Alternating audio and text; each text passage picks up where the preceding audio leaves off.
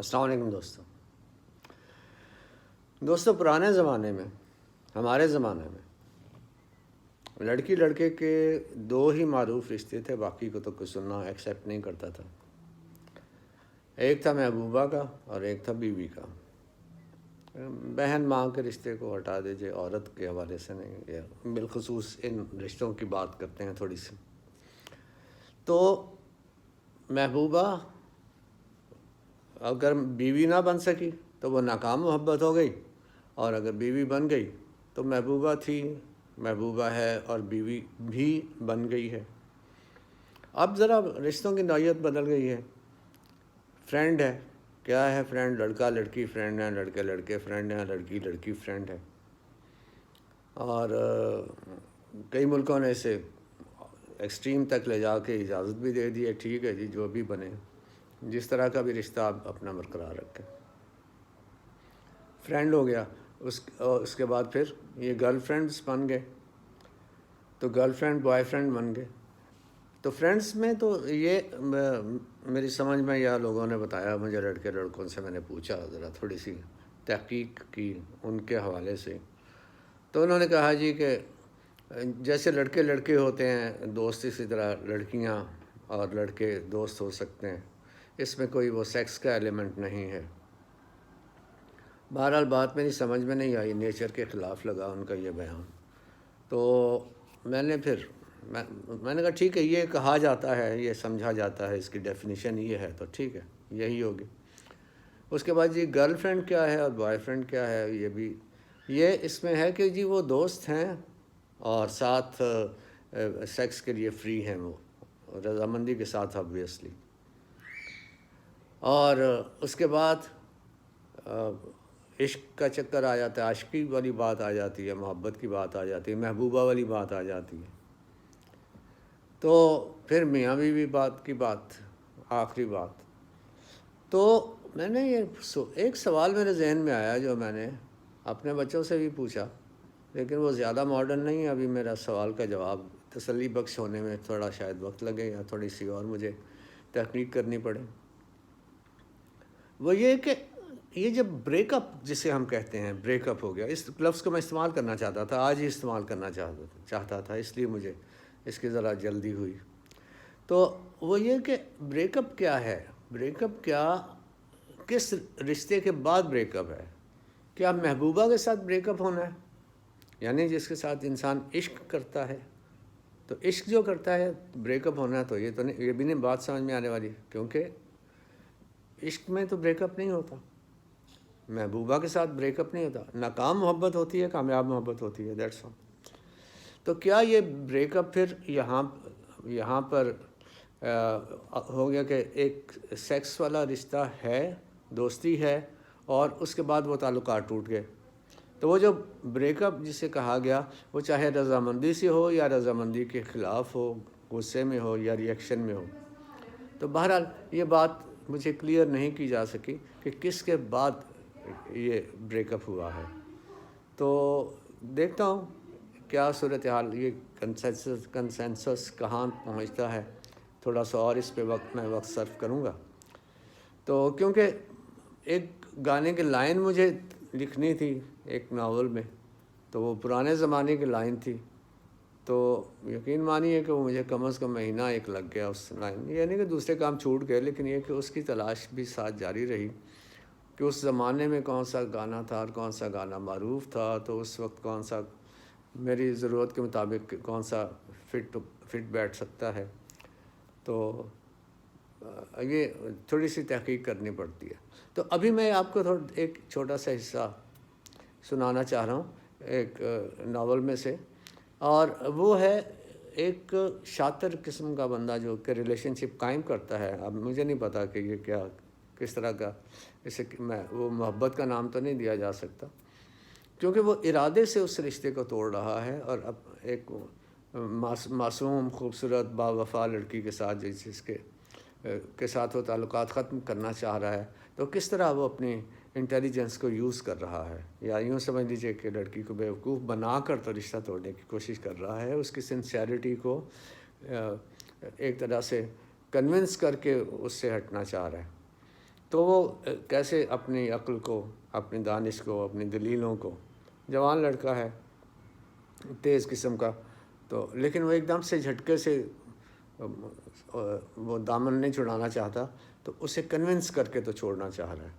تو وہ دیکھتے ہیں کہ کیا کس طرح میرے ذہن میں آئی ہے بات کہ کیسے اسے پیش کروں۔ تو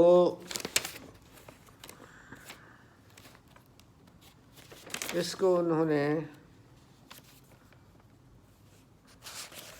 وہ دوست پوچھتے ہیں ہاں بھائی سناؤ اپنی اس کا محبوبہ کا کیا بنا تمہارا، تو وہ کہتا ہے میں ابھی اس سے مل کر آ رہا ہوں، واہ کیا وقت تھا، ہم ایک حسین پہاڑی پر کھڑے تھے، اس نے کمرے کی فضا میں جیسے منظر دیکھتے ہوئے بات شروع کی۔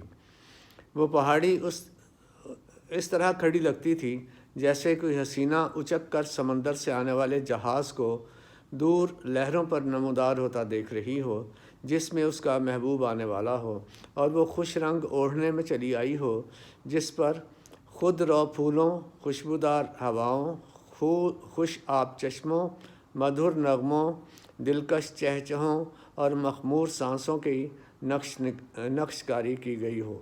یہ اسی طرح بہت تیز لڑکا، انٹیلیجنٹ ہے اور لفظوں کا ماہر سمجھا جاتا ہے دوستوں میں، تو وہ یہ کہانی سنا رہا ہے اپنے دوستوں کو۔ اس پہاڑی پر میرا اور میری جان کا قران ہوا جیسے دو ستارے غلطی سے ایک برج میں داخل ہو گئے ہوں۔ میں نے اس سے کہا جان، یہ دنیا رنگوں سے بھری پڑی ہے، اور جتنے رنگ میری نظریں دیکھ پائی ہیں ان سب میں سے جس نے مجھے سب سے زیادہ اپنی طرف کھینچا وہ تمہارا پیار، تمہاری چاہ اور تمہاری قربت کی خواہش ہے۔ کوئی مجھے اپنے اتنا قریب نہیں لے گیا جتنا تم۔ ہم ایک دوسرے کی ضرورت اور عادت بن چکے ہیں۔ پہاڑی کے چاروں طرف دیکھو، یہاں سے افق تک، افق سے ستاروں تک، اور ستاروں سے خدا کی ساری خدائی تک۔ ان میں سب سے بڑی حقیقت یہ ہے کہ میں تمہارے پاس کھڑا، تمہارے چاند جیسے چہرے کو اپنے ہاتھوں میں لیے، تمہاری ساحر آنکھوں میں دیکھتا، تمہیں اس بات کا یقین دلاتا ہوں کہ مجھے تم سے محبت ہے۔ اس کی آنکھیں بند ہو گئیں۔ شرم، یقین، لطافت، اعتماد، سکون، غرض، دھنک کے سارے رنگ پگھل کر اس کے چہرے پر پھیل گئے۔ میں نے اس کی آنکھوں کو چوما اور بازوؤں میں سمیٹ کر اپنے ساتھ مخمل پر بٹھا لیا۔ میں نے کہا میری زندگی کا اثاثہ وہی گھڑیاں ہیں جو میں نے تمہارے ساتھ گزاریں، تم سے باتیں کیں اور تمہیں چھو کر محسوس کیا۔ یہی یادیں ساری زندگی میرے اندر خوشی کا احساس زندہ رکھیں گی۔ اس نے ایک بار اپنی آنکھیں ساری کی ساری کھول دیں اور میری آنکھوں میں دیکھنے لگی جیسے کوئی گہرے پانیوں میں سمندر کی تہ ڈھونڈ رہا ہو۔ امتیاز کچھ تمسخر اور مذاق کے موڈ میں اور ندیم کافی سنجیدگی سے ہمہ تنگوش تھا۔ زاہد نے بات جاری رکھی۔ میں خاموش ہو گیا، وہ بھی چپ رہی۔ میں بات جاری رکھنا چاہتا تھا، مگر اس کے اس انداز سے دیکھنے کے بعد میرے خیالات میں ربط پیدا نہیں ہو رہا تھا۔ میں نے گردن پر اس کے بالوں کے نیچے ہاتھ رکھا اور اس کی ساری گھٹاؤں کو الٹ کر اس کے چہرے پر ڈال دیا۔ وہ میری خفیف ہنسی کی پرواہ کیے بغیر ٹانگوں کو بازوؤں میں سمیٹے تھوڑی زانوؤں پر رکھ کر ذرا پرے ہٹ کر بیٹھ گئی۔ میں نے خود ہی انگلیوں سے اس کے بالوں کو آہستہ آہستہ پیچھے ہٹانا شروع کیا۔ وہ گہری سبز گھاس پر اگے سفید پھولوں کو ٹکٹکی باندھے دیکھتی رہی۔ میں نے پھر کہنا شروع کیا، ہوش سنبھالنے کے بعد میں نے اکثر سورج کی روپہلی کرنوں کو دیکھا ہے، مگر جو بات میں نے پہلی بار انہیں دیکھ کر محسوس کی تھی ہر بار دیکھتے ہوئے تلاش کرتا ہوں۔ تمہاری نظر کی پہلی لڑکھڑاہٹ مجھے اب بھی یاد ہے اور اس کے بعد کا اثر بڑھتا ہی گیا ہے۔ اسے تم اچھی طرح محسوس بھی کرتی ہو۔ تم کہنا کیا چاہتے ہو؟ اس نے بغیر حرکت کیے بات کاٹی، جیسے خود سے بات کی ہو۔ وہ آج میرے مسلسل بولے جانے کو حیرت سے دیکھ رہی تھی اور مجھے اس کی سنجیدگی میں اصرار نظر آنے لگا تھا۔ شاید ہم دونوں ایک دوسرے سے خوفزدہ تھے۔ میں یہ چاہتا ہوں، میں کچھ لمحوں کے بعد بولا، جہاں یہ باتیں اپنی جگہ مکمل ہیں کہ ہم ایک دوسرے سے بے پناہ پیار کرتے ہیں، یا ساری دنیا کا حسن جب تک محبوب کی کوئی ادا نہیں بن جاتا ہمارے دل نہیں لگتا، وہاں ہمیں کچھ حقیقتیں بھی تسلیم کرنی چاہیے۔ میں لمحے بھر کو رکا، اس نے تھوڑی زانوؤں پر ہی ٹکائے رکھی، اپنے ڈوروں کو میری طرف پھیرا اور ترچھی نظر سے میرے سر سے پاؤں تک ایک ایسی بھرپور مگر اجنبی نظر ڈالی جیسے مجھے پہلی بار دیکھ رہی ہو۔ وہ دوبارہ سفید پھولوں کو دیکھنے لگی، اس کی آنکھیں بوجھل ہو رہی تھیں اور ڈوروں کی لکیریں سرخ ہو چکی تھیں۔ میں نے بات جاری رکھتے ہوئے کہا، ہم ہمیشہ سے ایک دوسرے کے ہیں۔ مجھ سے بات ادھوری رہ گئی اور بلا وجہ میں نے اس کی جانب دیکھا۔ وہ ایسے بیٹھی تھی جیسے میں اس سے مخاطب ہی نہیں ہوں، جیسے وہ اکیلی بیٹھی ہے تو میں کس سے بات کر رہا ہوں۔ مجھے یکدم احساس ہوا اتنی دیر سے میں اکیلا ہی بولے جا رہا ہوں۔ میں کھڑا ہو گیا، میری کیفیت عجیب ہو رہی تھی۔ میں نے چلا کر اس سے پوچھا، تم کیا سمجھتی ہو میں تم سے پیار نہیں کرتا؟ تمہیں باتوں میں الجھا رہا ہوں، تم میری بات کیوں نہیں سمجھتی؟ بتاؤ وہ کون ہے جسے میں نے دیوانوں کی طرح، دیویوں کی طرح پوجا ہے، خود سے زیادہ چاہا ہے؟ وہ بھی اٹھ کر کھڑی ہو گئی اور میری آنکھوں میں جھانکنے لگی اور میرے بالکل قریب آ گئی۔ اس کے دونوں ہاتھ میرے سینے پر تھے۔ وہ تھوڑی دیر میری آنکھوں میں دیکھتی رہی، پھر پیار بھری نرمی سے میرے سینے کے بالوں کو چھیڑتے ہوئے بولی، مجھے یاد ہے جب پہلی بار تم نے میرے ہونٹوں کو چوما تو مجھے لگا جیسے میں اب تک پتھروں پر چلتی رہی ہوں اور تم نے مجھے پانی پر چلنا سکھا دیا ہے۔ مجھے اپنی حیثیت کا احساس ہوا۔ تو اسے ختم کیوں کرتی ہو؟ میں پھر چلایا۔ وہ میرے چہرے پر بدستور دیکھے جا رہی تھی، جیسے اسے میری بات سمجھ نہ آئی ہو۔ دیکھو جان، میں نے اسے کندھوں سے پکڑ کر تھوڑا پرے ہٹا کر بالکل اپنے سامنے کر کے کہا، ہم ایک دوسرے کے لیے سب کچھ ہیں، اور جس حیثیت میں سب کچھ ہیں وہ ہماری موجودہ حیثیت ہے، اور ہمیں اس بات کو تسلیم کرنا چاہیے کہ ہر چیز اپنے اصل وقت اور اصل حیثیت میں ہی اہمیت رکھتی ہے۔ اگر ہم اپنی اصل حیثیت کو تبدیل کر دیں تو موجودہ حیثیت برقرار نہیں رہے گی۔ اسی طرح اصل وقت میں اگر کوئی کام نہ کیا جائے تو کام کی اہمیت اور حیثیت بھی بدل جاتی ہے۔ وہ انجانے پن میں مجھے دیکھتی رہی، پھر جیسے اس نے کوئی فیصلہ کر لیا ہو، وہ کوئی بات کرتے کرتے رک گئی تھی۔ آؤ اس بات کو تسلیم کر لیں کہ ہمارا وقت گزر گیا ہے، تاکہ ہم اپنی حیثیتوں کو ایک دوسرے کے لیے امر کر دیں، میں نے رکتے رکتے کہا۔ اس نے بے یقینی کی نظر سے، جس میں کچھ ندامت کا عنصر بھی شامل تھا، بلا جواز اپنے پیروں کے دائیں بائیں کی زمین اور میرے اور اپنے درمیان فاصلے کو دیکھا اور ایک قدم پیچھے ہٹ کر سر جھکائے تھوڑی دیر خاموش کھڑی رہی۔ اس کی اس حالت کو دیکھ کر میں بھی مزید کچھ نہ کہہ سکا۔ وہ کچھ دیر مزید چپ رہی۔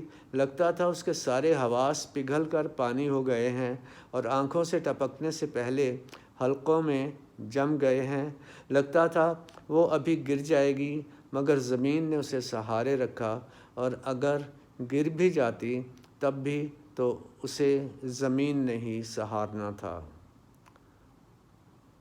تو تم ایسا کرنا چاہتے ہو؟ اس کے سوال میں ڈر اور دھیما پن تھا۔ میرا منہ نہ کھل سکا۔ چاہتے بھی ایسا ہی ہو؟ جواب کے لیے جیسے اس کا سارا وجود میری طرف متوجہ تھا۔ کچھ دیر بعد وہ میرے لبوں کو دیکھنے لگی، پھر آنکھوں کو، اور پھر حلق سے گزرتے لعاب کو۔ میں اس کی آنکھوں کو دیکھے جا رہا تھا۔ مجھے قطعاً یہ احساس نہیں ہو رہا تھا کہ وہ مجھے دیکھ رہی ہے۔ مجھے یوں لگ رہا تھا جیسے وہ گیلی ریت کے بت کو دیکھ رہی ہے، جو خشک ہو جانے پر لمحہ بلمحہ خود بخود جھڑ جھڑ کر ختم ہو جانے والا ہو، اور میں کسی پتھر کے بت کے پیچھے چھپ کر وینس کے جمے آنسوؤں سے بنی ہوئی لڑکی کو دیکھ رہا ہوں۔ میں نے دیکھا وہ اس امید سے اسے دیکھے جا رہی ہے کہ وہ ابھی بول پڑے گا، مگر وہ آہستہ آہستہ ختم ہوتا ہوا ختم ہو گیا۔ اسے یقین نہ آیا کہ وہ ختم ہو چکا ہے اور نہ ہی وہ اسے تسلیم کر سکتی تھی۔ اب چونکہ وہ موجود نہ تھا اس لیے وہ وہاں سے چلی گئی۔ بہت دیر بعد جب میں وہاں سے لوٹا تو میں نے ایک بار پہاڑی کی طرف مڑ کر دیکھا جس نے اب سیاہ چادر اوڑھ رکھی تھی، جیسے وہ جہاز دور لہروں میں غرق ہو گیا ہو جس میں اس کا محبوب آنے والا تھا۔ تو یہ دوستو اس نے اپنے خوبصورت لفظوں سے اپنے خود یعنی بڑا خلوص سے چاہنے والی لڑکی سے قطع تعلق کرنے کے لیے جو جال بنا لفظوں کا وہ میں نے آپ کے ساتھ شیئر کیا۔ Thank you.